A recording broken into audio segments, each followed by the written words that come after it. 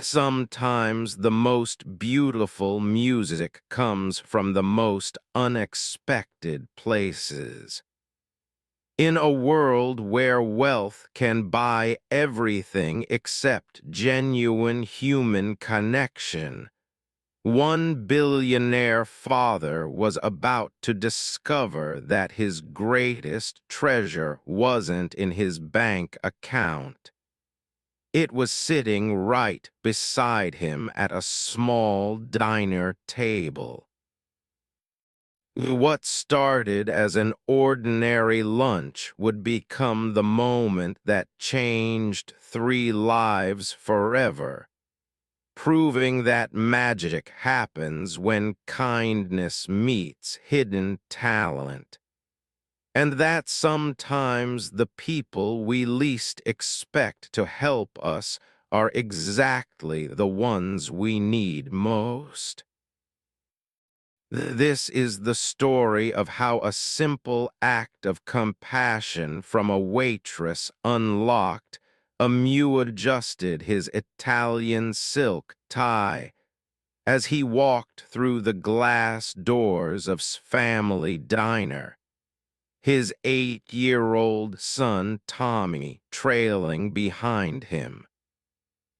The billionaire tech mogul rarely found himself in such modest establishments, but his usual high-end restaurant had been fully booked, and Tommy needed his routine lunch at exactly 12:30, or the rest of the day would be difficult for both of them. That Tommy moved with careful, measured steps, his hands flapping slightly at his sides as he processed the new environment. The diner was nothing like the quiet, controlled spaces usually chose for their outings. Conversations buzzed around mismatched tables. The coffee machine hissed rhythmically, and the scent of home-cooked meals filled the air. For most people, it would be comforting. For Tommy, who had autism and was sensitive to sensory input, it was overwhelming. "A table for two, please," said to the hostess, unconsciously using the same tone he employed in boardroom meetings. The young woman smiled and led them to a corner booth, the vinyl seats creaking as they settled in. Tommy immediately began his ritual of arranging the salt and pepper shakers in a perfect line, then folding his napkin into precise squares. He watched his son with a mixture of love and helplessness that had become familiar over the years. Since Tommy's mother had passed away 3 years ago from cancer, had struggled to connect with his son. He could negotiate billion-dollar deals and manage thousands of employees, but understanding Tommy's world felt impossible most days. The boy was brilliant in ways that amazed. He could memorize entire books and solve complex math problems in his head. But simple social interactions remained a mystery to both of them. "What would you like today?" The voice was warm and genuinely friendly. Looked up to see a young black woman with kind eyes and a name tag that read Sarah. She couldn't have been older than 25, with her hair pulled back in a neat bun, and a smile that reached her eyes despite what appeared to be exhaustion around the edges. "I'll have the club sandwich and coffee," replied curtly, already reaching for his phone to check emails. "And he'll have grilled cheese cut diagonally with no crust and apple juice in a clear cup," Tommy said suddenly, his voice barely above a whisper.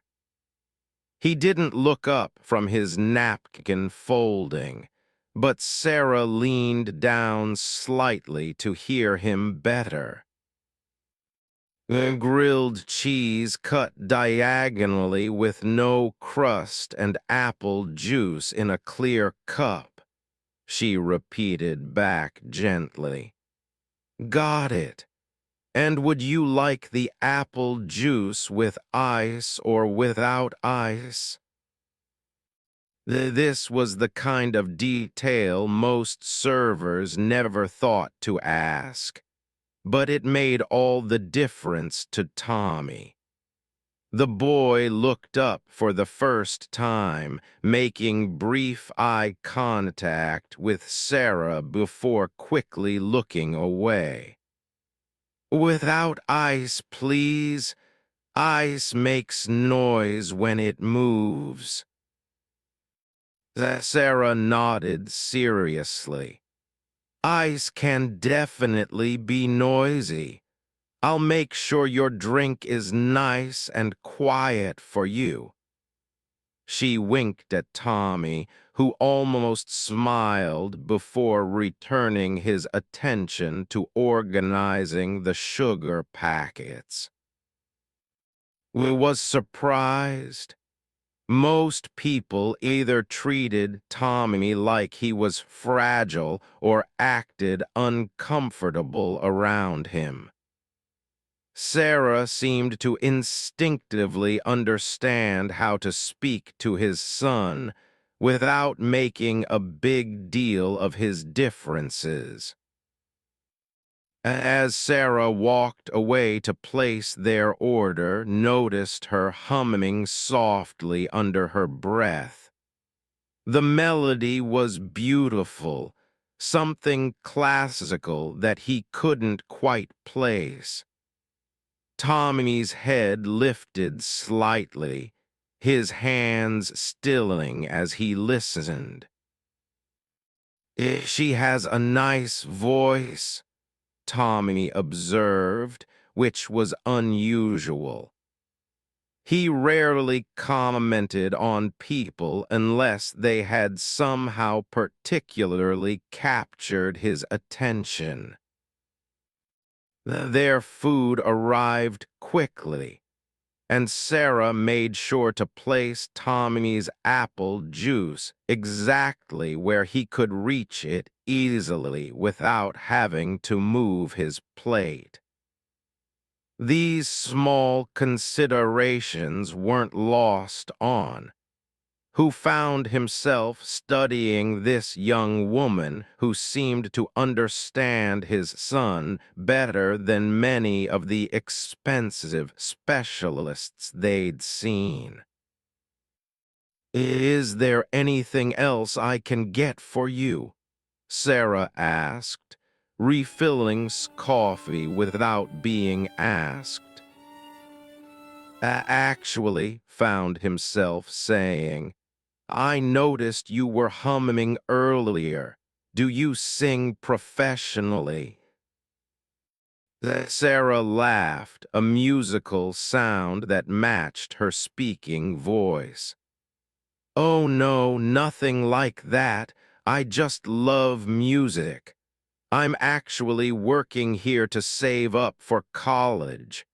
I want to study music therapy eventually." She paused, glancing at Tommy, who was eating his sandwich in small, careful bites. I think music can help people in ways that regular conversation sometimes can't. Tommy looked up again, this time holding eye contact for a few seconds longer. Do you play instruments? I play a little guitar and piano, Sarah said, sitting down at the edge of the booth for just a moment during a lull in the lunch rush. But my real love is the violin. I've been playing since I was 7 years old. At the word violin, Tommy's entire body language changed. He set down his sandwich and turned to face Sarah completely, something had rarely seen him do with strangers. The violin makes beautiful sounds, Tommy said, his voice carrying more animation than had heard in months. Like singing, but with strings. I heard one on a video once. The person moved the stick back and forth, and it made sounds like. Tommy paused, searching for words. Like feelings you can hear. Sarah's eyes lit up. That's exactly what it's like. You have a wonderful way of describing music, Tommy. She had somehow picked up on his name from their conversation. The stick is called a bow, and you're right. It does make feelings you can hear. We watched this interaction with growing amazement. Tommy was engaging in actual conversation, making eye contact, and showing genuine enthusiasm. This was more social interaction than he typically had in a week. I wish I could hear one in person, Tommy said quietly, then immediately looked down as if he'd said something wrong. Sarah glanced around the diner, then back at Tommy. You know what? I actually brought my violin to work today because I have a lesson right after my shift ends. Would you like to see it? Tommy's eyes widened, and he nodded enthusiastically. Felt a flutter of anxiety. What if Tommy had one of his meltdowns here in public? But something about Sarah's calm demeanor made him trust her instincts. Sarah disappeared into the back and returned a few minutes later with a black violin case. She set it carefully on the table and opened it, revealing a beautiful, well-maintained instrument that gleamed under the diner's fluorescent lights. This was my grandmother's violin, Sarah explained softly. She taught me how to play when I was little. She used to say that music was a language that everyone could understand, no matter where they came from or how different they were. Tommy stared at the violin with the kind of intense focus recognized. It was the same way he looked at his model trains or when he was working on complex puzzles. Without thinking, Tommy reached out his hand, then stopped himself. Is it okay to touch it? He asked. Of course, Sarah said. Just be gentle with the strings. Tommy's fingers traced the smooth wood of the violin's body, his touch reverent and careful. Watched in fascination as his son, who was usually anxious about new textures and sensations, seemed completely absorbed in exploring the instrument. It's smooth but not slippery, Tommy observed. And it's warm, not cold like I thought it would be. Can you show me how it makes the feelings, sounds? Sarah looked at, who nodded his permission. The lunch rush had slowed, and the other diners seemed curious but not bothered by the unusual entertainment. Sarah lifted the violin and positioned it under her chin with practiced ease. She raised the bow and drew it across the strings, producing a long, sweet note that seemed to fill every corner of the diner. Then she began to play a simple melody, something soft and beautiful that thought might be. The effect on Tommy was immediate and profound. He sat completely still. His usual stimming behaviors ceased, and his face took on an expression of wonder that had never seen before. Tears unexpectedly pricked at his eyes as he watched his son experience something that clearly touched him in a deep, fundamental way.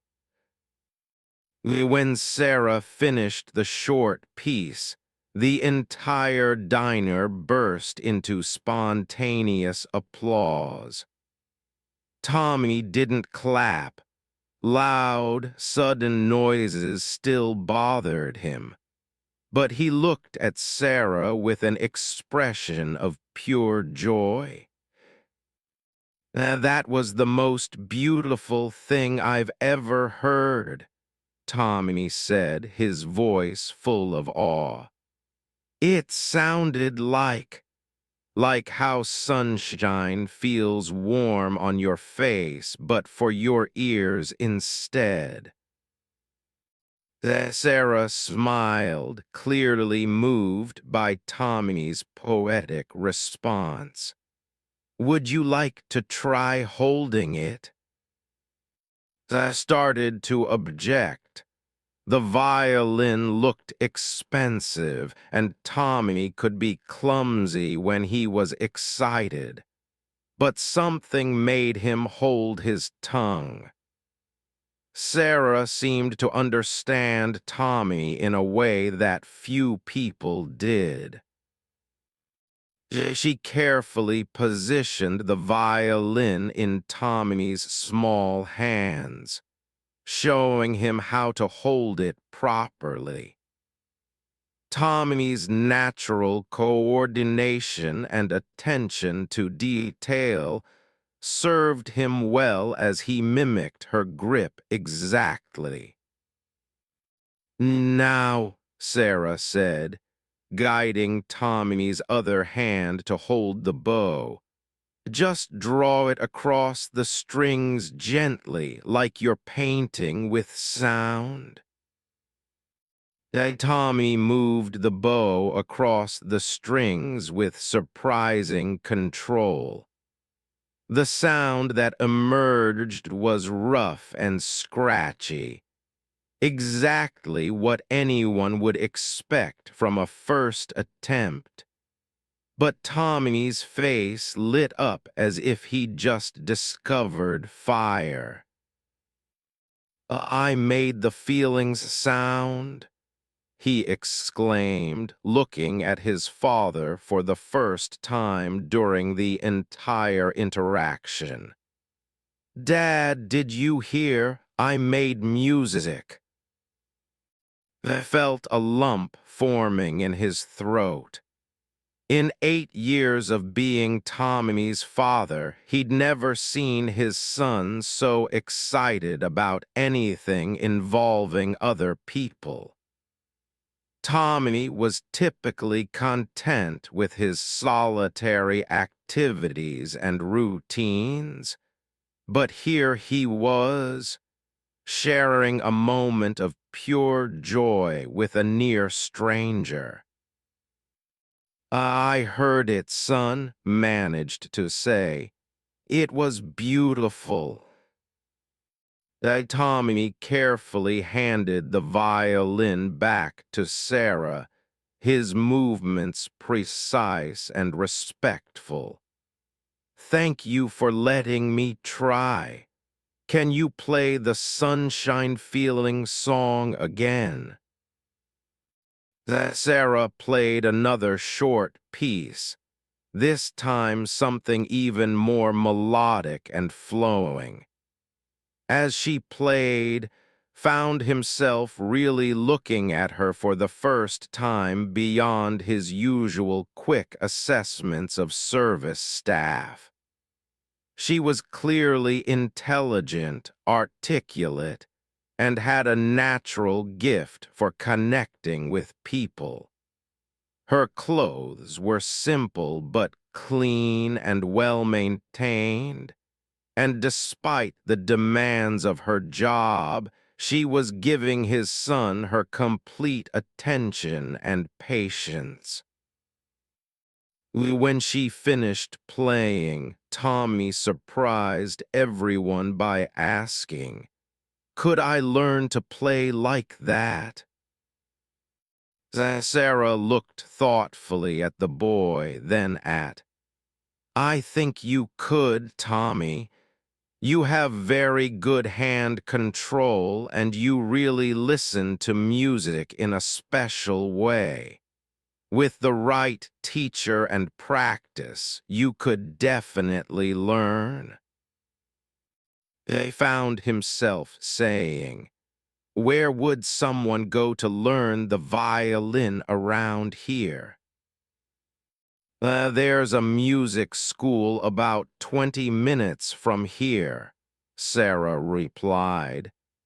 "Miller's Music Academy, they have excellent teachers, but—" She hesitated. "But what?" prompted. "Well, it can be expensive, especially for private lessons. And finding a teacher who understands how to work with children who have different learning styles can be challenging." Nodded, filing this information away. Money wasn't an issue for him, but finding the right teacher for Tommy would be crucial. His son needed someone patient and understanding, someone like Sarah. As if reading his thoughts, Tommy looked up at Sarah and asked, "Do you teach violin?" Sarah smiled sadly. "I wish I could, Tommy, but I work here most days, and when I'm not working, I'm taking classes at the community college. But I think you would love learning with a real teacher who could give you proper lessons." The lunch crowd was beginning to pick up again, and Sarah needed to return to her other tables. She carefully packed away her violin, but not before letting Tommy help her place the bow in its special holder inside the case. Thank you for sharing your music with me," Tommy said formally. The way had taught him to express gratitude. Then more spontaneously he added, "It made me feel happy in my stomach." Sarah's smile was radiant. "Music should make you feel happy, Tommy. That's one of the most important things about it." As Sarah walked away to serve other customers, sat in contemplation. His son had just experienced something magical, something that had broken through the barriers that usually separated Tommy from the world around him. Had seen his son's face light up in a way he'd never witnessed before. And it was all thanks to a young woman who was working as a waitress while pursuing her dreams. Tommy spent the rest of the meal humming softly to himself, occasionally mimicking the motion of drawing a bow across strings. Watched his son's animated expressions and felt a combination of hope and determination building in his chest. He thought about Sarah's mention of the music school, her own dreams of studying music therapy, and the patient, intuitive way she had interacted with Tommy. An idea was beginning to form in his mind, one that might benefit everyone involved. When it came time to pay the bill, left a tip that was larger than the cost of their entire meal. Sarah's eyes widened when she saw it, but before she could protest, said, "Thank you for giving my son something special today. You have a remarkable gift." As they prepared to leave, Tommy turned back to Sarah one more time. "Will you be here next week?" "I'll be here," Sarah promised. "Maybe you can tell me if you've decided to learn the violin." Outside the diner, Tommy walked beside his father with an unusual spring in his step. "Dad, can we really find someone to teach me violin? Like Sarah." Looked down at his son's hopeful face and made a decision that would change all of their lives. "Yes, Tommy, we're going to find you the best violin teacher possible." The 3 days after their encounter at the diner, sat in his corner office on the 42nd floor of the technology building, staring out at the city skyline while his assistant briefed him on the day's meetings.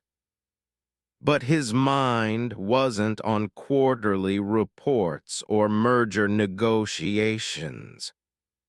Instead, he kept thinking about the way Tommy's face had transformed when Sarah played her violin, and the quiet determination in her voice when she spoke about studying music therapy. Had built his fortune by recognizing opportunities and acting on them decisively. He'd also learned that the best investments weren't always in technology or real estate. Sometimes they were in people. Sarah had shown his son something in 30 minutes that months of expensive therapy sessions hadn't achieved. Pure, unfiltered joy and connection. Mr. His assistant was looking at him expectantly. Should I confirm the meeting with the Japanese investors for this afternoon? Yes, but first I need you to do some research for me, said, turning from the window. I want to know everything you can find about Sarah Williams. She works at Family Diner on Maple Street.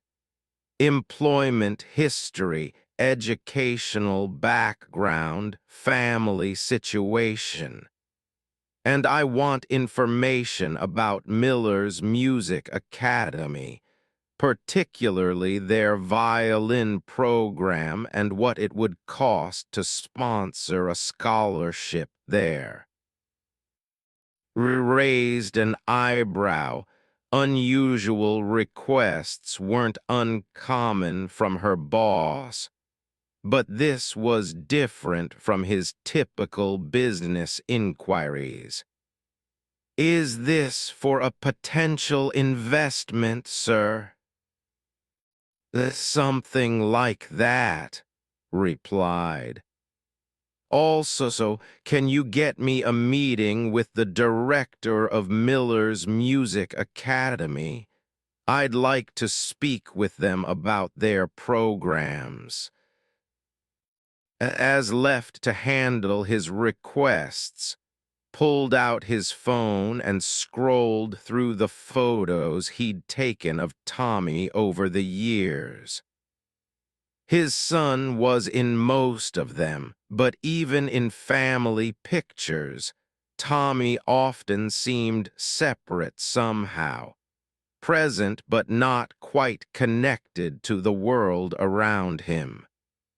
Thought about how different Tommy had looked in the diner, leaning forward, engaged, alive in a way that was completely new. That evening found Tommy in his room, arranging his collection of model trains with his usual precision. Since their visit to the diner, though, Tommy had been humming almost constantly. The melodies Sarah had played, mixed with variations that seemed to come from his own imagination. Tommy said, sitting on the edge of his son's bed. I've been thinking about what you said about learning violin. Tommy looked up immediately, his hands stilling on the train he'd been positioning. Did you find a teacher? I'm working on it, said carefully. But I want to make sure it's the right teacher for you, someone who understands how you learn and what you need. Tommy nodded seriously. Someone like Sarah. She knew that ice makes noise and that I needed to touch the violin to understand it better. Most people don't notice things like that. I was continually amazed by his son's insights. Tommy might struggle with typical social cues, but he had an uncanny ability to read genuine understanding in others. Now, what if I told you that I might be able to arrange for Sarah to teach you? Tommy's entire face lit up. Really? But she said she was busy with work and college. Sometimes, said, choosing his words carefully, grown-ups can change their schedules if the right opportunity comes along. Would you like me to ask her? Tommy nodded enthusiastically, then paused. But what if she says no? What if she doesn't want to teach me because I'm different? The question broke's heart. At 8 years old, Tommy was already aware that his autism made him different from other children, and he'd obviously experienced enough rejection to worry about it happening again. Tommy said firmly, Sarah spent her lunch break sharing her music with you because she wanted to, not because she had to. That tells me she's exactly the kind of person who would love to help you learn. And if for some reason she can't teach you, we'll find someone else who can. But being different doesn't make you less worthy of learning something you love. The next morning, presented with a comprehensive report on Sarah Williams. The young woman was 24, working her way through community college with a double major in psychology and music. She'd been working for 2 years, picking up extra shifts to help support her younger brother after their parents had died in a car accident 3 years earlier. Her academic record was excellent, and she'd been on the dean's list every semester despite working nearly full-time. The information about Miller's Music Academy was equally thorough. The school had an excellent reputation, but private violin lessons cost $200 per session, and most serious students needed at least 2 lessons per week. For someone working as a waitress, even with Sarah's obvious talent and dedication, formal music education would be financially impossible. I studied the reports with growing respect for Sarah's determination and character. She was supporting herself and her brother while pursuing her education and maintaining her musical skills. She was exactly the kind of person had learned to value, someone who didn't give up when faced with obstacles. That afternoon drove to Miller's Music Academy for his meeting with director. The academy was housed in a beautiful old mansion that had been converted into practice rooms and studios. As he walked through the halls, he could hear the sounds of various instruments, piano scales, violin exercises, the warm-up of a trumpet, creating a symphony of learning and dedication. The director was a woman in her 50s with silver hair, and the kind of presence that suggested she'd spent years working with both music and young people. Her office was filled with photographs of students at recitals and competitions, and could see certificates recognizing the Academy's achievements covering one wall. "Mister," she said, shaking his hand warmly, "I understand you're interested in our violin program for your son." "I am, but I have a somewhat unusual situation," replied. He explained about Tommy's autism, his reaction to Sarah's music, and his hope that Sarah might be able to teach his son.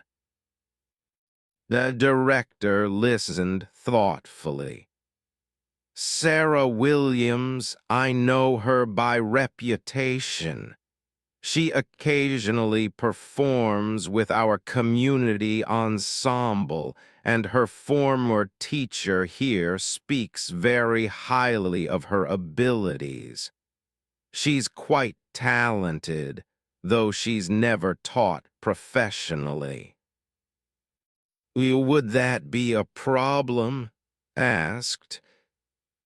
"Not necessarily. Some of our best teachers are people who have a natural gift for connecting with students, regardless of formal teaching experience. And working with children who have special needs requires patience and intuition more than textbook knowledge." Director paused. "But I should mention that Sarah would need to complete our teacher certification program before she could offer lessons through the academy." They leaned forward. "What would that involve?" "It's a 6-month program that covers teaching methodology, child development, and specialized techniques for working with students who have different learning styles. It includes both coursework and supervised practice teaching." "And the cost?" $15,000, plus materials and equipment." Nodded. He'd expected something like this. "And if someone were to complete this certification, what would their earning potential be?" The director smiled. "Our certified instructors typically charge between $150 and $300 per lesson, depending on their experience and specialization. Someone with Sarah's talent and the right training could easily support herself teaching music, especially if she specializes in working with children who have developmental differences. There's a real need for that kind of expertise." They felt the pieces of his plan clicking into place. "Director, I'd like to propose something. I'm willing to sponsor Sarah's certification program in exchange for her agreeing to teach my son. I'll cover all her costs, the program fees, materials, and her living expenses while she's training, so she doesn't have to work at the diner during that period." The director's eyebrows rose. That's quite generous, mister, but what if Sarah isn't interested? And what happens after the 6 months? Then she'll have a valuable certification and the freedom to teach wherever she chooses, said. I'm not trying to buy her loyalty. I'm trying to invest in someone who showed my son kindness and opened up a world for him that I didn't even know existed. The director studied for a long moment. You know, in 20 years of running this academy, I've seen a lot of parents who are willing to spend money on their children's education. But I've rarely met one who's willing to invest in developing the right teacher for their child. It shows remarkable insight into what really matters. My son is special, said simply. He deserves a special teacher. That evening drove to during Sarah's shift. He arrived just before the dinner rush when the diner was relatively quiet. Sarah spotted him immediately and walked over with a surprised smile. Mister, is Tommy with you tonight? He's at home with his nanny, but he's been talking about you constantly since our visit, said. Actually, I came to talk to you about something specific. Do you have a few minutes when you can sit down? Sarah glanced around the diner, then checked with her manager. A few minutes later, she slid into the booth across from, looking curious but slightly apprehensive. I hope everything is okay, she said. Everything is more than okay, assured her. Tommy hasn't stopped humming your melodies since Tuesday. He's been asking every day when he can start learning violin. Sarah's face brightened. That's wonderful. Have you looked into lessons at Miller's Academy? They really do have excellent teachers. I have, and that's what I wanted to discuss with you. Took a deep breath. Sarah, I know this might sound unusual, but I'd like to offer you an opportunity. I want you to become Tommy's violin teacher. Sarah blinked in surprise. That's incredibly flattering, mister, but I'm not qualified to teach. I mean, I love playing and I'm good with children, but I don't have any formal training in music instruction. That can be arranged, said. I've spoken with director at Miller's Academy. They have a teacher certification program that would give you all the training you need. I'd like to sponsor your participation in that program. Sarah stared at him. Sponsor it? What does that mean?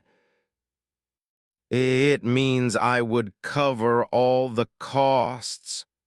Tuition, materials, and a living stipend so you wouldn't have to work here during the 6 months of training. In return, You would agree to teach Tommy after you complete the certification. Sarah was quiet for a long moment and could see her processing the offer. Mister, that's an incredibly generous offer, but I can't accept charity. It's not charity, said firmly. It's an investment. You showed my son something remarkable the other day. You connected with him in a way that most people can't. That's not something that can be bought. It's a gift you have. I'm simply offering you the tools to develop that gift professionally. Sarah looked down at her hands. I have responsibilities. My brother depends on the money I make here, and I'm already behind on my college tuition. I had been prepared for this objection. The stipend would be equivalent to what you make here, plus I'd be willing to help with your brother's expenses and your remaining college costs. Consider it part of the investment in your education. Sarah's eyes widened. Why would you do that? You barely know me. Because, said, leaning forward, in 30 minutes, you gave my son something I've been trying to give him his whole life. A sense of joy and connection with the world around him.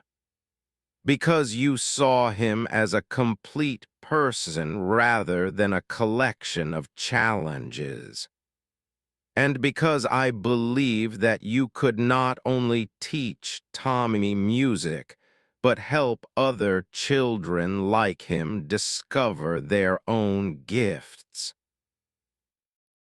Sarah was quiet for several minutes, clearly struggling with the decision. What if I'm not good at teaching? What if I complete the program and Tommy doesn't want to learn from me anymore? Then you'll have a valuable certification and 6 months of training that no one can take away from you, said. But I don't think that's going to happen. I think you're going to be an exceptional teacher. Sarah looked around the diner, at the other servers rushing between tables, at the cook calling out orders, at the worn vinyl seats and flickering fluorescent lights. Then she looked back at. Can I think about it? She asked. This is a huge decision, and I need to talk to my brother and figure out all the practical details. Of course, said. Take all the time you need. But Sarah, I want you to know that this isn't just about Tommy. You have real talent and a gift for working with people. You deserve the chance to develop that into something that could change not just your life, but the lives of many other children. As stood to leave, Sarah called after him. Mister, could I ask you something? He turned back. Of course. Well, why is it so important to you that Tommy learns violin specifically? I mean, there are other instruments, other activities he might enjoy. I thought about the question seriously. Because when you played for him, I saw my son disappear into the music in a way that was completely peaceful.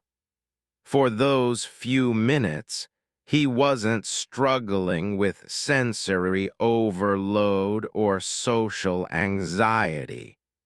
He wasn't different. He was just a boy experiencing something beautiful. As his father, I want to give him as many of those moments as possible. Sarah nodded, tears glistening in her eyes. I understand. And mister, thank you for seeing something in me that I didn't even know was there. As drove home, he felt a sense of anticipation he hadn't experienced in years. He'd built his career on calculated risks and strategic investments, but this felt different. This felt like the most important decision he'd ever made, not for his business portfolio, but for his family.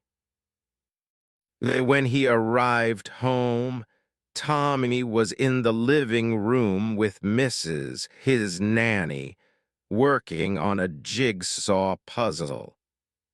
The moment Tommy saw his father, he jumped up. Did you ask Sarah about violin lessons? Tommy asked eagerly. I did, said, sitting down beside his son. And I think there's a very good chance that Sarah is going to be your teacher. Tommy's smile was so bright it could have powered the entire house. Really? When can I start? If Sarah says yes, it will be a few months while she learns how to be the best teacher she can be for you, explained. But Tommy, even if this works out, learning violin is going to be hard work. You'll have to practice every day and be patient with yourself when things don't sound right at first. Tommy nodded seriously. I know it will be hard, but Sarah said music is about feelings you can hear, and I want to learn how to make those feelings. That night, as tucked Tommy into bed, his son looked up at him with an expression of hope mixed with uncertainty. Dad, what if Sarah decides she doesn't want to teach me? Smoothed Tommy's hair back from his forehead. Then we'll find another wonderful teacher who will appreciate what a special student you are. But Tommy, I have a feeling that Sarah is going to say yes. Do you know why? Why? Because she's just as excited about music as you are. And the best teachers are the ones who love what they teach almost as much as they love their students. As turned off the light, he heard Tommy whisper, I hope she says yes. Sarah sat across from her 19-year-old brother David at their small kitchen table. The paperwork from Miller's Music Academy spread between them like a map to a future she'd never dared imagine. 3 days had passed since extraordinary offer, and she'd read through every document, calculated every number, and considered every angle at least a dozen times. So let me get this straight, David said, pushing his community college textbooks aside to make room for the academy brochures. This guy wants to pay for you to become a certified music teacher, cover all our expenses for 6 months, and help with my tuition, all because you were nice to his kid. Sarah smiled at her brother's skeptical tone. David had been forced to grow up fast after their parents' accident, and he developed a healthy wariness of anything that seemed too good to be true. It was one of the reasons she valued his opinion so much. It's more complicated than that, Sarah said, pulling out the letter from director that had arrived that morning. I spent some time at the academy yesterday, observing classes and talking to current students in the certification program. David, this isn't just about one little boy. This training would qualify me to work with children who have developmental differences, learning disabilities, autism. There's a huge need for music therapists who understand how to adapt their teaching. David picked up one of the brochures, studying the photographs of students engaged in various musical activities. And you think this is what you want to do? Sarah thought about Tommy's face when he first heard her violin, the way his whole body had relaxed and focused simultaneously. She remembered her grandmother's words about music being a universal language, and how powerfully that idea had resonated when she watched Tommy respond to melodies. I think it's what I've always wanted to do. I just didn't know it existed as a career, she said honestly. Remember when I used to play for Mrs. Next Door when she was going through chemotherapy? Or how I'd bring my guitar to the hospital when you broke your leg and play for the other kids in the children's ward? I've always felt like music could help people in ways that regular conversation couldn't. David nodded. Their sister had always been the one to turn to music during difficult times, and it had helped both of them cope with their parents' death and the challenges that followed. But Sarah, this guy is basically a stranger. Rich people don't usually throw money at waitresses unless they want something in return. David's protective instincts were in full display. What if there are strings attached that he hasn't told you about?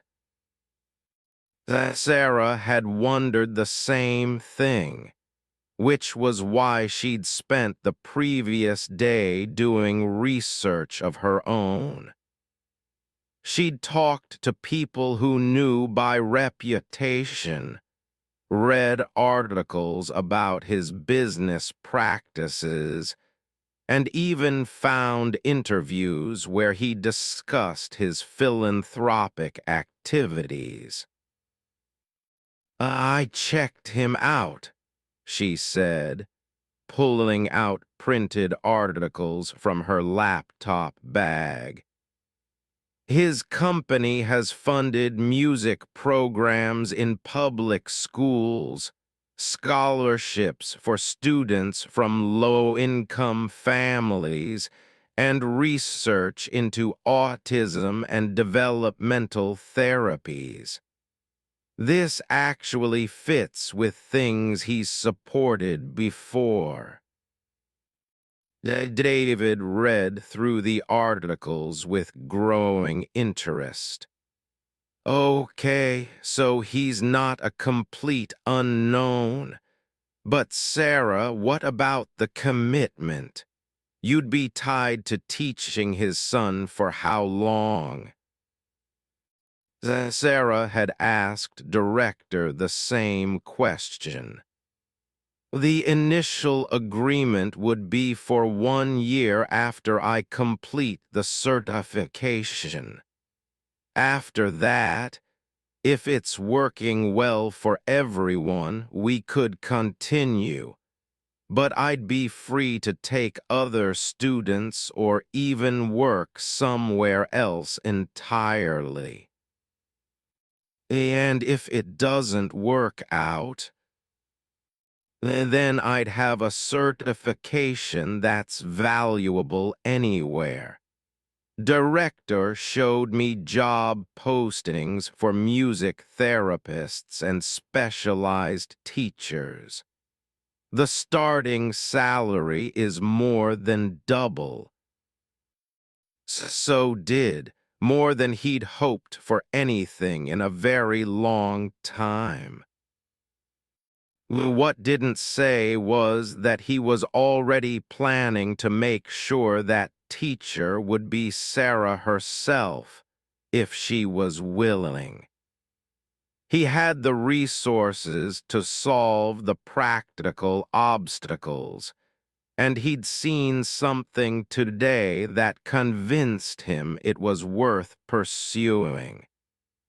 His son had found his voice in music and was determined to make sure that voice could sing. Gift that had been waiting silently inside a young boy's heart, and how it taught his powerful father the most important lesson of his life.